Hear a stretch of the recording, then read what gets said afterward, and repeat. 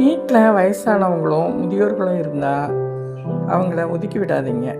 அவங்க பாட்டுக்கு வீட்டில் ஒரு இடத்துல இருக்கட்டும். அவங்களுக்கு என்ன தேவையானதோ அதை நீங்கள் செய்து கொடுக்க கடமைப்பட்டிருக்கீங்க. நம்மளுக்காக ராத்திரி பகல் பார்க்காம நம்மளை காப்பாற்றி இன்றைக்கி ஒரு பெரிய நிலைமைக்கு கொண்டு வந்து நம்மளை இந்த அளவுக்கு இன்றைக்கி வாழ்கிறதுக்கு வழி செய்திருக்காங்க. அதுக்கு அவங்க எத்தனை காலம் போராடி இருப்பாங்க. இன்றைக்கி அவங்க நிலைமை பார்த்திங்கன்னா சின்ன குழந்தைய விட மோசமாக இருப்பாங்க. சொன்னதையே திருப்பி திருப்பி சொல்லிவிட்டு அவங்க சொல்கிறது தான் கரெக்டுன்னு சொல்லி பேசுவாங்க. குழந்தைக்கு எப்படிங்க தெரியும் தான் செய்கிறது? அதுக்காக அவங்கள ஒதுக்கி விடாதீங்க. நம்ம ஒரு நல்ல நிலைமையில் இருக்கோன்னு அவங்கள கண்டிப்பாக பாதுகாப்பு கொடுத்து அவங்களுக்கு வேண்டியதை செய்கிறது நம்மளுடைய முதல் கடமை.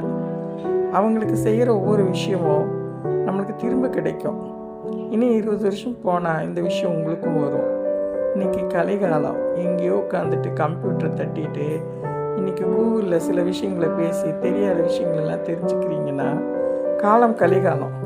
அதே மாதிரி தான் கடவுளும் அன்னைக்கு செய்துட்டாங்க இன்றைக்கி செய்துட்டாங்க நின்று கொள்ளணும் அப்படிங்கிறது தான் இல்லை. கண்டிப்பாக இதையெல்லாம் பார்க்குறதுக்கு இறை சக்தியும் இந்த பிரபஞ்சமும் இருக்குது. நம்ம என்ன செய்கிறோமோ அது நம்மளுக்கு திரும்பி கிடைக்கும்.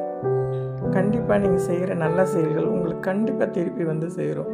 அதனால் அவங்கள நல்லா பார்த்துக்கங்க. முதியோர் இல்லத்தில் கொண்டு போய் விட்டுறாதீங்க, பாதுகாத்துக்குங்க.